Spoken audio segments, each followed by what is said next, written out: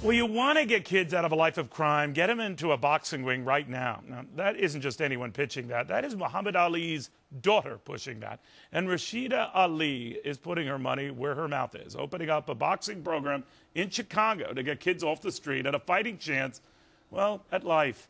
She's here to explain how it all works. Rasheda, good to see you again. Good to see you, too. What's going on here? What do you do? You know, I teamed up with the Illinois State Crime Commission Police Athletic League because the crime, I'm from Chicago, the crime is unbelievable. It's been moving up sharply, right? Well, last year it was over 500 deaths. This year it's already at 20. It's ridiculous. I teamed up with them because there's somebody in my family that was gunned down in front of his home in Chicago. He was only your cousin back in what, 1997? First cousin, 1997. What happened there? Tragic. It was a gang initiation. They went up to him. He was in front of his home talking to his friend. My cousin was an honor roll student. He was well liked. He was going places with his life. Very smart. And they had to shoot somebody. They shot him. That's stupid. It's tragic. We've never been able to get over it. It's horrible. So your view is you get kids who might otherwise be inclined to do this stuff or move into this type of activity. Right. If you get them boxing, what makes you think they still won't veer into that? Well, you know, these PAL programs, obviously, as you know, my dad was a part of a PAL program. Right, the Police Athletic League. Police Athletic League program. It was a gym. Actually, I know you know the story about my dad's bike being stolen. And a cop, Jim Martin, actually introduced him to a Police Athletic League gym because he wanted to beat up the guy who stole his bike. That's right. So Jim Martin said, you got to go learn how to box first. So he took him to a Police Athletic League gym. There's a whole bunch of other guys who are military guys who came out of these programs. Colin Powell. That's another right. one. Many people think had your dad not been veered into that, it could have been a very different type of life. Right? You know what it does is it steers your energy away from things that you could be getting into, potentially dangerous things. We try to grab kids at the earliest age possible. We're grabbing them at 8, 9 years old. But these programs are actually offering mentorships, scholarships, internships. The mentorship program is police officers, firefighters, paramedics. They're coming in and they're becoming mentors for a lot of these kids. And it's very exciting for them. And it's an opportunity for them to get involved in something that's fun and exciting, takes them off the street. But you know, boxing isn't what it was, or its heyday what it was. And I'm wondering if the same type of kids or number of kids are drawn to it like they might have been, let's say, during your dad's heyday. Right. Well, you know what? It is a different time, but I do still think that boxing has luster.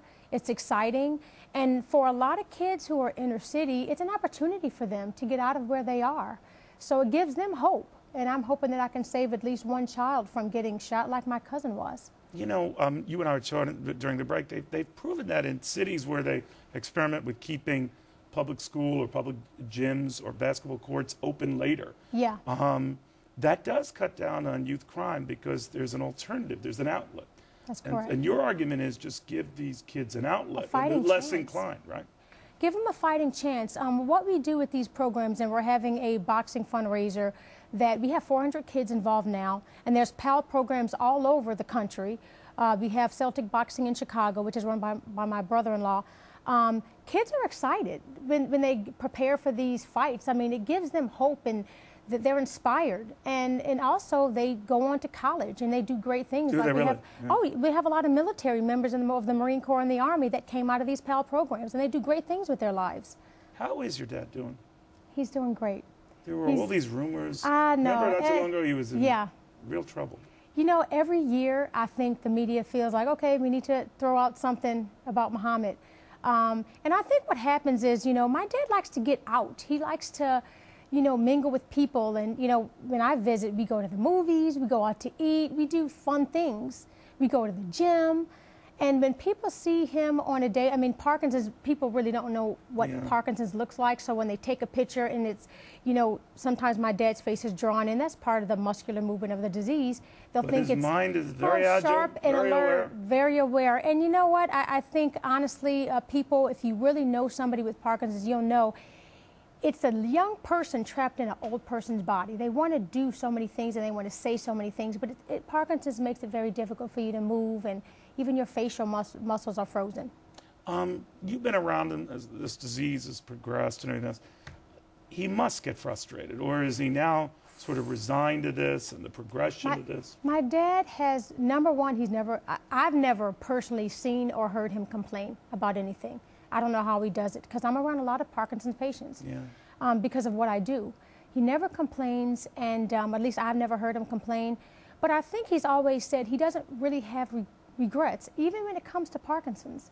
So I'm inspired by that, because a lot of people have regrets, but he doesn't. And I think he thinks there's a reason why he was diagnosed with this, and maybe he thought he can help millions of people all over the world. How are you holding up through this? I want to be an advocate like he is. I want to do, if I can just be a fraction of what my dad has become, then I'm a happy person. Well, you're doing that through the biotechnology community and now in this crime thing. Yeah, do you feel that with the name comes this responsibility, or did you just feel like you want to do it? Well, it's so funny, like Superman, or Spider-Man. With great power comes great responsibility. With the Ali name, it comes great responsibility. It's true. I think all of us have a responsibility to give back and pay it forward, like our dad taught us. This biotech company is the reason why I joined is because of him. Brainstorm is an emerging scientific company, which I talked about before. Is their results in phase 1 and 2 clinical trials for ALS have been so remarkable. As you know, phase 1 and 2 is they only test safety. But then they're already seeing signs of efficacy already. I mean, especially in our compassionate patient studies. The scientists are even blown away, or they're even exceeding the scientists' expectations. So you've got the ball rolling. Well, the Ministry of Health, because of our results, the Ministry of Health has pushed us fast forward to phase 2A, which now is going to test efficacy. So we're excited. We're ready to go to the FDA. We want to go to Professor Brown at UMass and Mass General and do clinical trials in the United States. You're like your dad. You're relentless. All right. I can't stop. Rasheda Ali, you do your dad proud. You do a lot of folks proud. Thank you. And now she's trying to deal with a scourge in Chicago, crime, and give kids a chance. That is not too shabby, my friends.